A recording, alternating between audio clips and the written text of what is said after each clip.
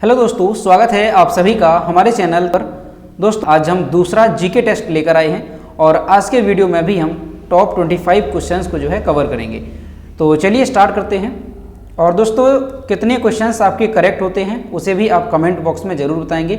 अब दोस्तों, यहाँ से एक बात आती है कि किस तरीके से आप चेक करेंगे कि आपके कितने क्वेश्चंस करेक्ट हुए। तो देखिए, आसान सा है। इसके लिए आपको क्या करना है, एक कॉपी लेना है और 1 से लेकर के 25 तक, इस तरीके से 3, 4 इस तरीके से आप जो है 25 तक गिनती लिखेंगे। ठीक। अब उसके बाद जैसे हमने कोई क्वेश्चन कराया, पहला क्वेश्चन है और उसमें क्वेश्चन बोलने के बाद उसे आप वीडियो को पॉज करेंगे और 5 सेकंड सोचेंगे कि कौन सा ऑप्शन जो है करेक्ट है आपके अनुसार। और उसके बाद अगर आपका क्वेश्चन सही निकलता है तो उसके बाद वहाँ पर आप सही का टिक कर देंगे और अगर गलत निकलता है तो आप क्रॉस का टिक कर देंगे। इस तरीके से आप 25 क्वेश्चंस का करेंगे और उसके बाद आप काउंट करेंगे कि इस टेस्ट में आपके कितने क्वेश्चंस करेक्ट हुए हैं। ठीक। तो चलिए स्टार्ट करते हैं। पहला क्वेश्चन है हमारा आज का, बांदीपुर अभयारण्य किस राज्य में स्थित है? तो बांदीपुर अभयारण्य कहाँ पर स्थित है? ऑप्शन नंबर इसमें है उत्तर प्रदेश, कर्नाटक, पश्चिम बंगाल और मध्य प्रदेश। तो जो बांदीपुर अभयारण्य है ये स्थित है कर्नाटक में। ऑप्शन नंबर 20 का करेक्ट होगा। और दोस्तों, कर्नाटक में और भी कई सारे राष्ट्रीय उद्यान हैं जो कि एग्जाम में पूछे जाते हैं। तो कौन कौन से हैं तो याद रखेंगे आप, बन्नेरघट्टा राष्ट्रीय उद्यान है, इसके अलावा जो है मुदुमलाई राष्ट्रीय उद्यान है और इसके अलावा बाघ अभयारण्य भी है। कौन सा है तो काबनी वन्यजीव अभयारण्य ये है, ध्यान रखेंगे आप।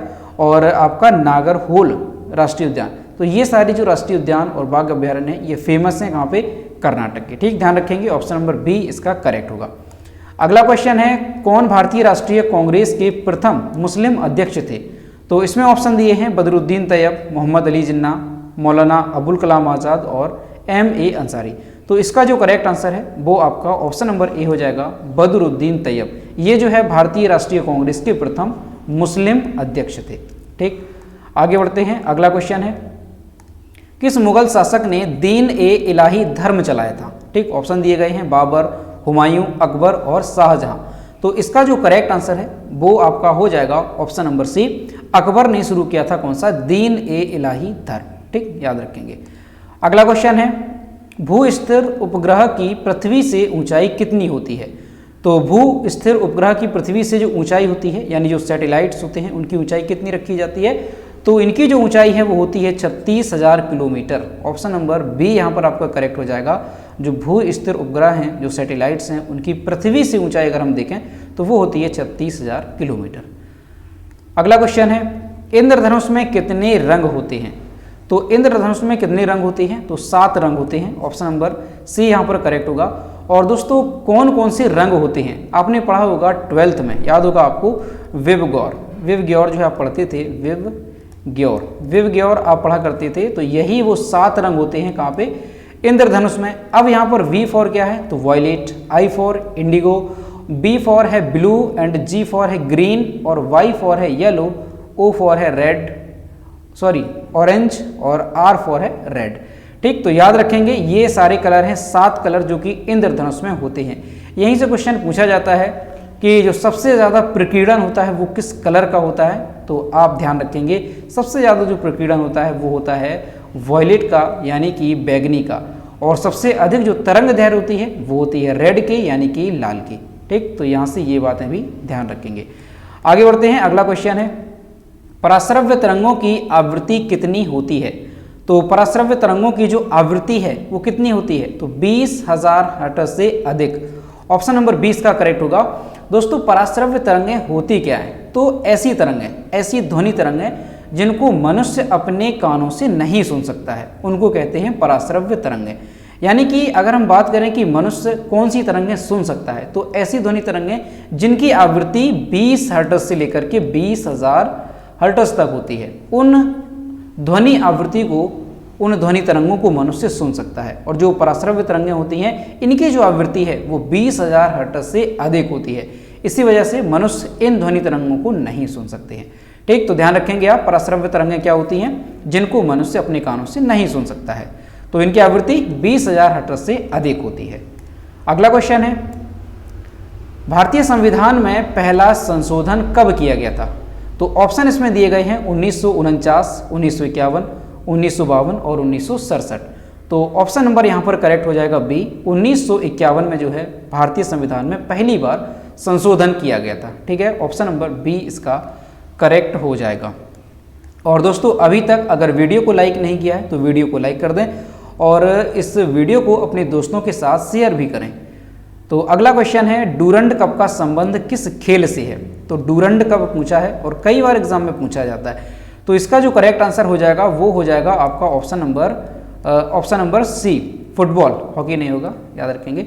फुटबॉल से संबंधित है डूरंड कप। ठीक, कई बार एग्जाम में पूछा भी जाता है, याद रखेंगे। डूरंड कप कहाँ से संबंधित है, किस खेल से, तो ये है फुटबॉल से संबंधित। अगला क्वेश्चन है अभिज्ञान शाकुंतलम के लेखक कौन थे। यहाँ पूछा जा रहा है कि अभिज्ञान शाकुंतलम के लेखक कौन थे। ऑप्शन दिए गए हैं कालिदास, मुंशी प्रेमचंद्र, रविंद्रनाथ टैगोर और जयशंकर प्रसाद। तो यहाँ पर जो हमारा करेक्ट आंसर हो जाएगा वो हो जाएगा ऑप्शन नंबर ए, कालिदास। जो अभिज्ञान शाकुंतलम है, जो रचना है, इसके लेखक थे कालिदास। आगे बढ़ते हैं। अगला क्वेश्चन है भारत के पहले कानून मंत्री कौन थे। तो स्वतंत्र भारत के पहले कानून मंत्री कौन थे। तो यहाँ पर ऑप्शन नंबर करेक्ट हो जाएगा बी, डॉक्टर भीमराव अंबेडकर। ये जो है भारत के पहले कानून मंत्री थे। ठीक, याद रखेंगे। और डॉक्टर अंबेडकर से क्वेश्चन और याद रखेंगे कि संविधान सभा में जो प्रारूप समिति थी उसके अध्यक्ष कौन थे। तो उसके अध्यक्ष भी डॉक्टर BR अंबेडकर थे। अगला क्वेश्चन है ख्वाजा मोइनुद्दीन चिश्ती की दरगाह कहाँ पर स्थित है। ऑप्शन दिए गए हैं अजमेर, जयपुर, नई दिल्ली और चित्तौड़गढ़। तो इसका जो करेक्ट आंसर हो जाएगा वो हो जाएगा ऑप्शन नंबर ए, अजमेर में स्थित है ख्वाजा मोइनुद्दीन चिश्ती की दरगाह। ठीक, याद रखेंगे आप, काफ़ी इंपॉर्टेंट है। ख्वाजा मोइनुद्दीन चिश्ती की दरगाह कहाँ पे है, तो ये है अजमेर में। आगे बढ़ते हैं। अगला क्वेश्चन है सालार जंग म्यूजियम किस शहर में स्थित है। तो सालार जंग जो म्यूजियम है ये कहाँ पर स्थित है। ऑप्शन दिए गए हैं हैदराबाद, जयपुर, बेंगलुरु और श्रीरंगपट्टनम।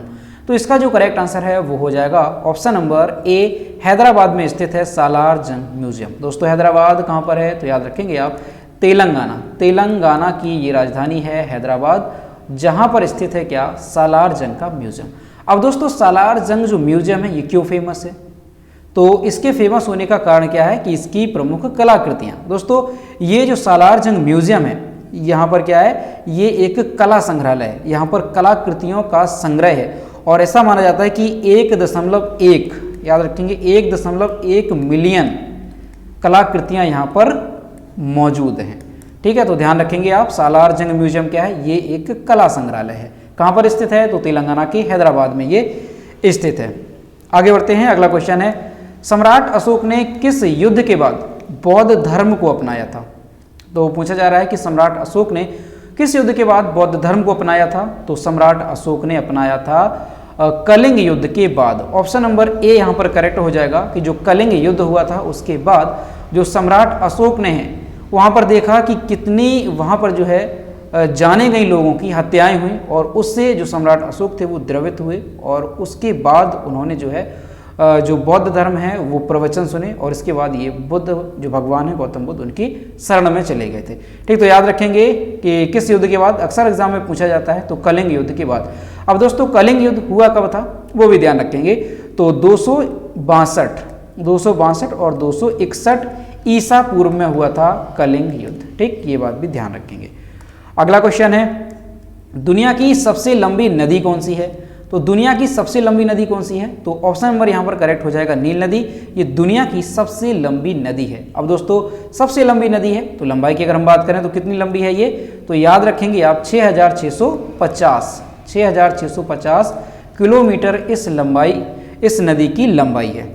ठीक, याद रखेंगे ये दुनिया की सबसे लंबी नदी है। वहीं अगर आपसे पूछा जाए कि हमारे भारत की सबसे लंबी नदी कौन सी है तो वो है गंगा, और जिसकी लंबाई कितनी है गंगा की, तो वो है 2525 किलोमीटर। ध्यान रखेंगे गंगा की, ये हमारे देश की सबसे लंबी नदी है। अगला क्वेश्चन है कौन सा खनिज हृदय की धड़कन को नियंत्रित करता है। तो यहाँ पर जो ऑप्शन दिए गए हैं पोटेशियम है, जस्ता, तांबा, एल्यूमिनियम।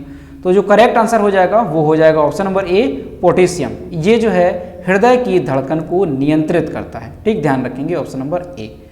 अगला क्वेश्चन है मलेरिया की दवा जो कुनैन होती है ये किस पौधे से प्राप्त की जाती है। तो जो कुनैन होती है ये किससे प्राप्त होती है, तो ऑप्शन नंबर आपका करेक्ट हो जाएगा यहाँ पे सी, सिनकोना के वृक्ष से जो है ये दवा पाई जाती है। जो सिनकोना होता है उसकी छाल से ये दवा पाई जाती है कुनैन। याद रखेंगे, काफ़ी इंपॉर्टेंट है कि जो कुनैन दवा है मलेरिया की, ये किस पौधे से प्राप्त होती है, तो सिनकोना की छाल से ये प्राप्त होती है। अगला क्वेश्चन है, दुनिया में सबसे बड़ा जीवित पक्षी कौन सा है? ऑप्शन दिए गए हैं, शुतुरमुर्ग है, हमिंग है, बाज है या गिद्ध है। तो इसका जो करेक्ट आंसर है वो हो जाएगा ऑप्शन नंबर ए, शुतुरमुर्ग। ये जो है दुनिया का सबसे बड़ा जीवित पक्षी है। और दोस्तों कई बार एग्जाम में पूछा भी जाता है कि प्रकृति में मौजूद सबसे बड़ी जीवित कोशिका क्या है, तो वो है शुतुरमुर्ग का अंडा। याद रखेंगे, सबसे बड़ी कोशिका प्रकृति में मौजूद जीवों में तो वो कौन सी हो जाएगी, तो वो शुतुरमुर्ग के अंडा की है। और दुनिया का सबसे बड़ा जो जीवित पक्षी है वो भी कौन सा है, शुतुरमुर्ग। ठीक, ध्यान रखेंगे। आगे बढ़ते हैं। अगला क्वेश्चन है, मनुष्य ने सबसे पहले किस जंतु को पालतू बनाया था? तो यहाँ पर जो ऑप्शन दिए गए हैं, कुत्ता, बिल्ली, घोड़ा और बकरी। तो यहाँ पर जो करेक्ट आंसर हो जाएगा वो हो जाएगा ऑप्शन नंबर ए, कुत्ता को जो है सबसे पहले पालतू जंतु बनाया गया था। तो यहाँ से आप याद रखेंगे ऑप्शन नंबर ए करेक्ट होगा कि मनुष्य ने सबसे पहले किस जंतु को पालतू बनाया था, तो वो बनाया था कुत्ता को। अगला क्वेश्चन है, किसी अंतरिक्ष यात्री को अंतरिक्ष में आकाश कैसा दिखाई देता है? ऑप्शन दिए गए हैं, नीला, सफ़ेद, काला या भूरा। तो अगर अंतरिक्ष से देखा जाए तो जो आकाश है वो कैसा दिखाई देगा, तो वो देगा काला दिखाई। ऑप्शन नंबर सी यहाँ पर करेक्ट होगा। अब दोस्तों अंतरिक्ष से देखने पर जो वायुमंडल है, जो आकाश है, वो काला क्यों दिखाई देता है? तो इसलिए देता है क्योंकि वहाँ पर वायुमंडल नहीं होता है। यही कारण होता है कि वायुमंडल की उपस्थिति ना होने की वजह से जो आकाश है वो अंतरिक्ष से देखने पर काला दिखाई देता है। दोस्तों वायुमंडल ना होने से क्या होता है, तो वहाँ पर प्रकाश का प्रकीर्णन नहीं हो पाता है, तो इसी वजह से जो आकाश है वो काला दिखाई देता है। ठीक, याद रखेंगे। अगला क्वेश्चन है, एटीएम का पूर्ण रूप क्या है? एटीएम का फुल फॉर्म पूछा गया है। तो यहाँ पर जो करेक्ट आंसर हो जाएगा वो हो जाएगा हमारा option number B, automated teller machine. याद रखेंगे, ऑटोमेटिक नहीं होगा, ऑटोमेटेड टेलर मशीन, ये एटीएम का फुल फॉर्म होता है। अच्छे से याद रखेंगे।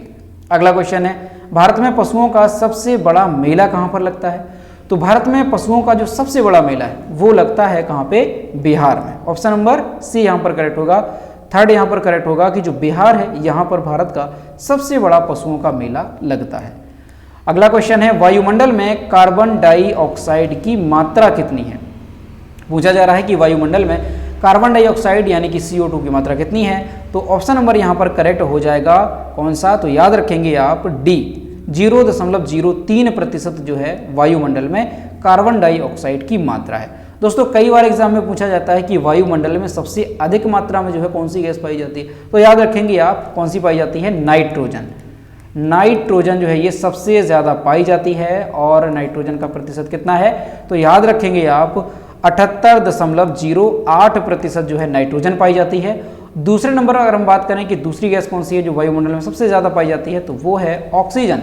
ऑक्सीजन कितनी पाई जाती है? तो याद रखेंगे आप 20.95% जो है ऑक्सीजन पाई जाती है वायुमंडल में। ठीक, तो याद रखेंगे आप सबसे ज़्यादा नाइट्रोजन और उसके बाद ऑक्सीजन। अगला क्वेश्चन है, अगला है त्रिपिटक, जो बौद्ध धर्म का प्रसिद्ध ग्रंथ है, यह किस भाषा में लिखा गया है? तो जो त्रिपिटक है ये किस भाषा में लिखा गया है? ऑप्शन नंबर सी यहाँ पर करेक्ट होगा, पाली भाषा में लिखा गया है।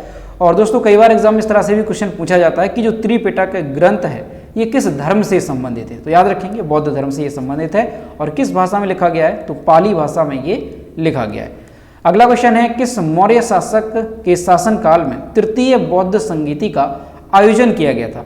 तो इसका जो करेक्ट आंसर है वो आपका हो जाएगा ऑप्शन नंबर ए, सम्राट अशोक के शासनकाल में तृतीय बौद्ध संगीति आयोजित कराई गई थी। अब दोस्तों ये तृतीय बौद्ध संगीति सम्राट अशोक के टाइम पर हुई थी। तो पहली बौद्ध संगीति कब हुई थी? तो वो भी आप ध्यान रखेंगे। जो पहली बौद्ध संगीति है फर्स्ट, वो किसके शासनकाल में हुई थी? तो याद रखेंगे आप अजात शत्रु के शासनकाल में। कई बार एग्जाम में पूछा जाता है। जो सेकंड है ये किसके शासनकाल में हुई थी? तो याद रखेंगे आप कालाशोक के शासनकाल में, कालाशोक। और जो आपकी तीसरी बौद्ध संगीति है वो हुई थी सम्राट अशोक के टाइम पे। ठीक, तो ये काफ़ी इंपॉर्टेंट पूछे जाते हैं। अगला और आखिरी क्वेश्चन है आज का, जैन धर्म के संस्थापक कौन थे? ऑप्शन दिए गए हैं ऋषभदेव, महावीर स्वामी, अजितनाथ और पार्श्वनाथ। तो इसका जो करेक्ट आंसर हो जाएगा वो हो जाएगा ऑप्शन नंबर यहाँ पर ए, ऋषभदेव। ये जो है जैन धर्म के संस्थापक थे। दोस्तों कई बार कंफ्यूज में हो जाते हैं बच्चे कि जो जैन धर्म के संस्थापक वो महावीर स्वामी हैं, लेकिन नहीं, जो जैन धर्म के संस्थापक हैं वो हैं ऋषभदेव, और जो महावीर स्वामी हैं ये जैन धर्म के अंतिम तीर्थंकर थे। जैन धर्म में टोटल 24 तीर्थंकर हुए और जो महावीर स्वामी हैं ये 24वें तीर्थंकर थे किसके? जैन धर्म के। तो दोस्तों ये रहे हमारे UPSSC पैट के लिए जीके का दूसरा टेस्ट, और यहाँ पर आपके कितने क्वेश्चन करेक्ट हुए कमेंट बॉक्स में ज़रूर बताइएगा। और चैनल पर अगर पहली बार हैं तो चैनल को सब्सक्राइब कर लें। इसी तरह से हम UPSSC पैट के लिए जीके की जो टेस्ट सीरीज़ हैं वो डेली लाते रहेंगे। और दोस्तों इस वीडियो को अपने दोस्तों के साथ शेयर भी करें ताकि उन्हें भी जो है इस चैनल के बारे में पता चले। तो मिलते हैं नेक्स्ट वीडियो में। Thank you.